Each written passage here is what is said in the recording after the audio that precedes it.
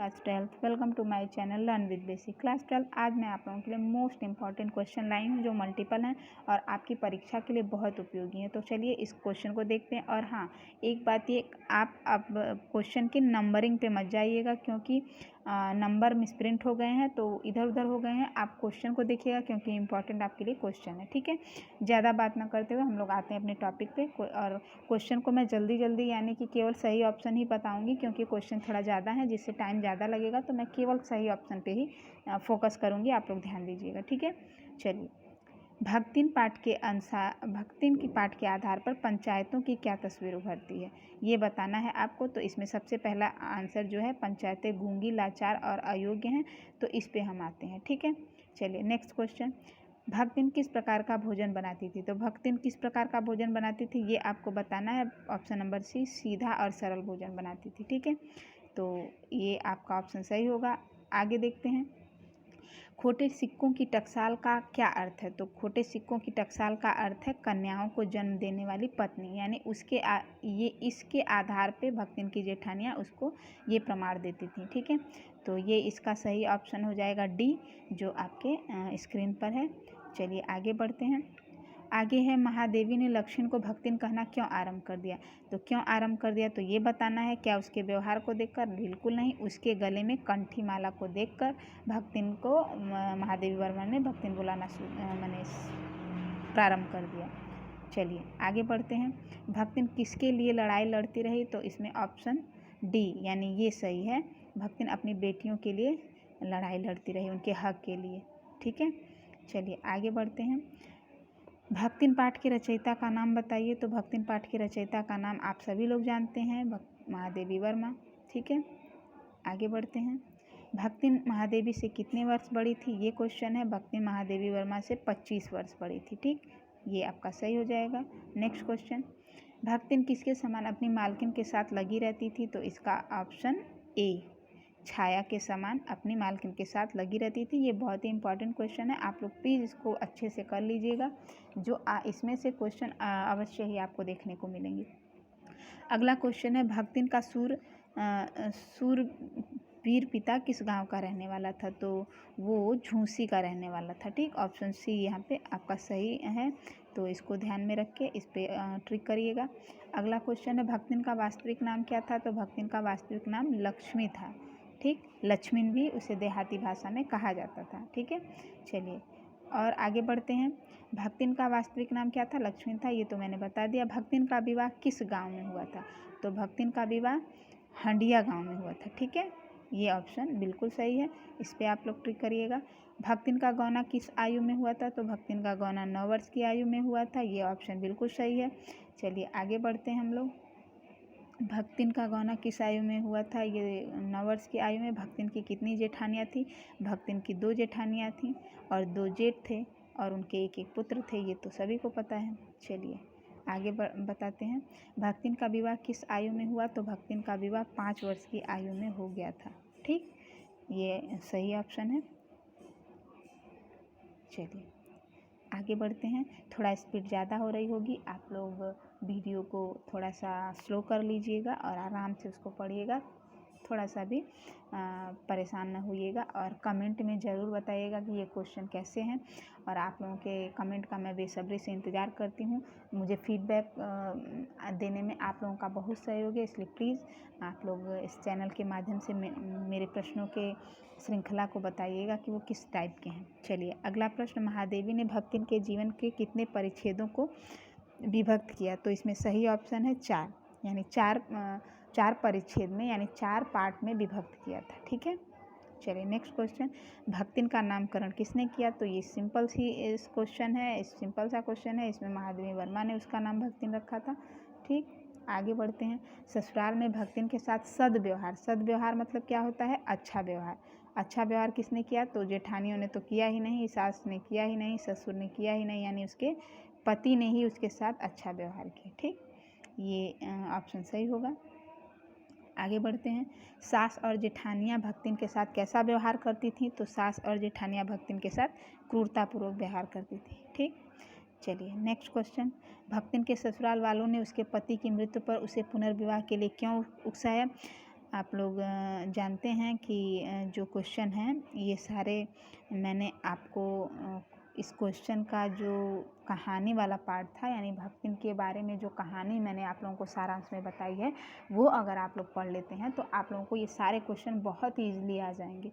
ठीक है, तो इसमें पुनर्विवाह करने के लिए क्यों कहा है? ताकि वे भक्तिन के घर संपत्ति को हथिया सके, इसीलिए जेठों ने उसे पुनर्विवाह करने के लिए उकसाया या कहा। अगला क्वेश्चन है, हमारा समाज विधवा के साथ कैसा व्यवहार करता है? तो हमारा समाज विधवा के साथ असम्मानपूर्ण व्यवहार करता है। जिस समय की ये बात थी, अब ऐसा बहुत कम होता है, बहुत ही बैकवर्ड जगहों पे ऐसा होता है, नहीं तो अब ऐसा नहीं होता है कहीं भी। ठीक है, चलिए नेक्स्ट क्वेश्चन देखते हैं।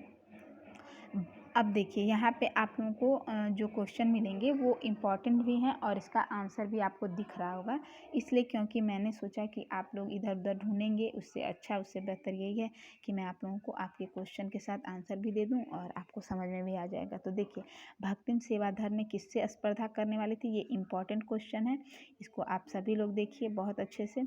तो ये हनुमान से स्पर्धा करती थी, यानी वो अपनी भक्ति की सेवा जो करती थी, सेवा धर्म, तो वो उनसे स्पर्धा मतलब क्या होता है? मतलब तुलना करना। ठीक है, चलिए आगे बढ़ते हैं हम लोग। आगे क्वेश्चन क्या है?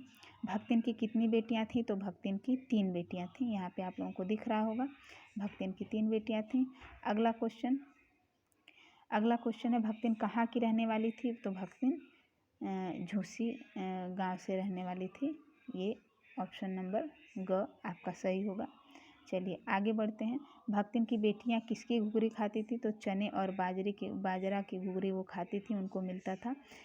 ऑप्शन घ ये आपका सही हो जाएगा। ठीक है, चलिए आगे बढ़ते हैं। भक्तिन की कहानी कैसी है? तो भक्तिन की कहानी दुखद है।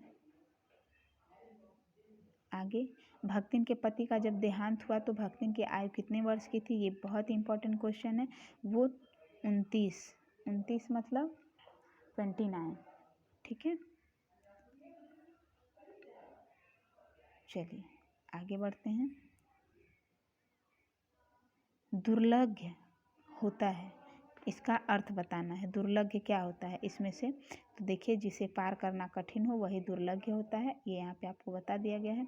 भक्तिन लेखिका को कौन सी चाय देती थी? तो ये जब आप पाठ को जो लोग पढ़ेंगे वो लोग बहुत अच्छे से जानते हैं कि भक्तिन लेखिका कौन सी चाय देती थी? तुलसी की चाय देती थी। ठीक है, इसको अच्छे से आप लोग बहुत इत्मीनान से, धैर्य से पढ़िएगा, और अगर आप लोग एक बार भी पढ़ लेते हैं तो आप लोगों का कोई भी क्वेश्चन भक्तिन पाठ से नहीं मिस होगा, ये मेरी गारंटी है।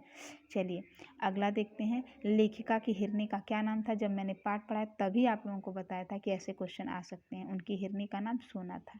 ठीक है, चलिए, भक्तिन कारावास से किस प्रकार डरती थी? तो भक्तिन कारावास से यमलोक की तरह डरती थी। ठीक, अगला क्वेश्चन, महादेवी वर्मा का जन्म किस सन में हुआ था? देखिए ये क्वेश्चन छूटा हुआ था, तो इसको मैंने लास्ट में रखा है, 1907 में हुआ था। ठीक है, भक्तिन का कद कैसा था? तो भक्तिन का कद छोटा था। ज्यों ही आप पाठ शुरू करेंगे त्यों ही आपको भक्तिन के कद काठी के बारे में महादेवी वर्मा जी ने बताया। महादेवी वर्मा का जन्म किस सन में हुआ? तो ये भी हो गया। महादेवी वर्मा को स्त्रियों का क्या करना अच्छा नहीं लगता था? सिर घुटाना। सिर घुटाना मतलब क्या होता है? सिर घुटाना मतलब बाल मुड़वाना। ठीक है,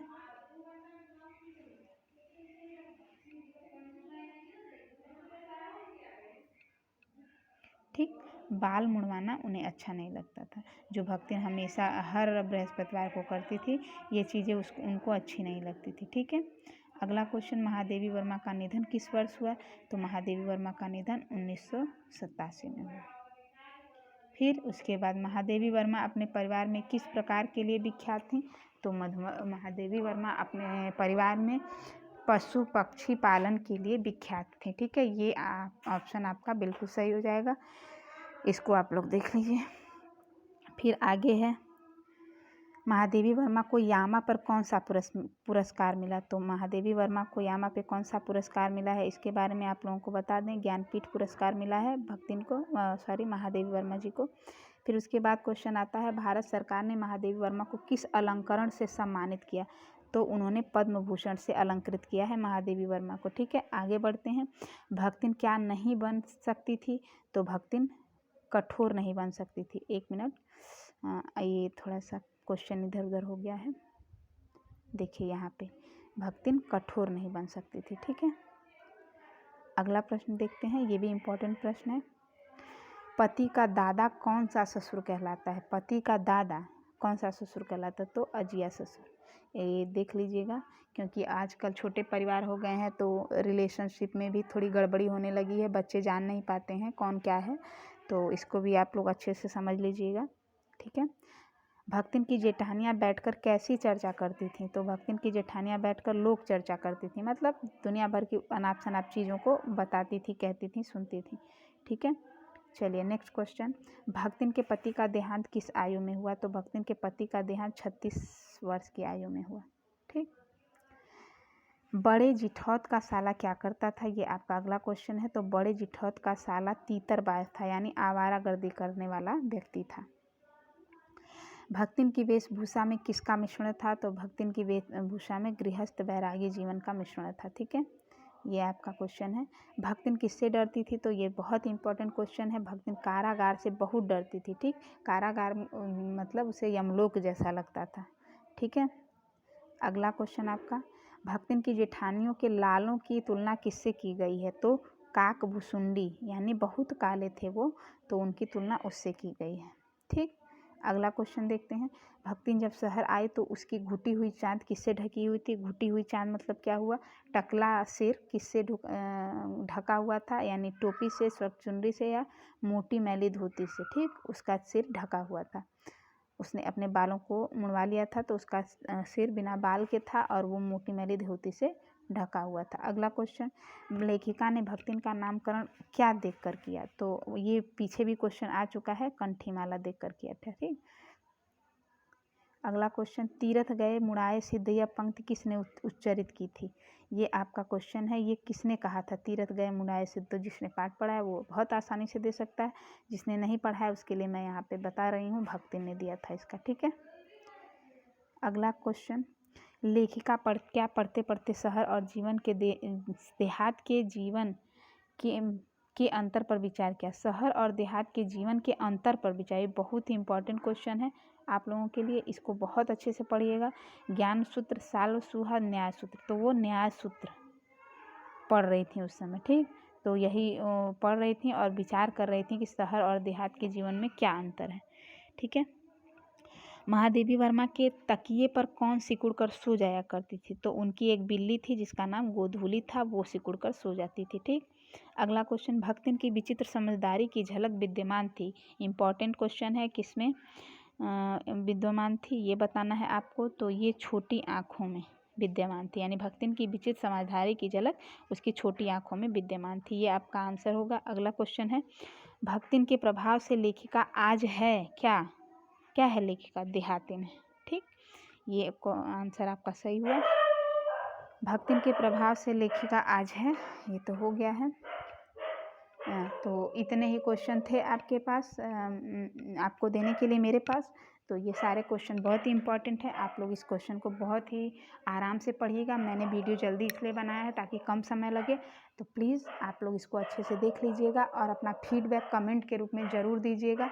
उस फीडबैक का मुझे बहुत बेसब्री से इंतज़ार होता है। आप लोगों के प्रोत्साहन से ही मैं आगे बढ़ने का प्रयास करती हूँ। तो चलिए वीडियो को ख़त्म करती हूँ और सुप्रभात।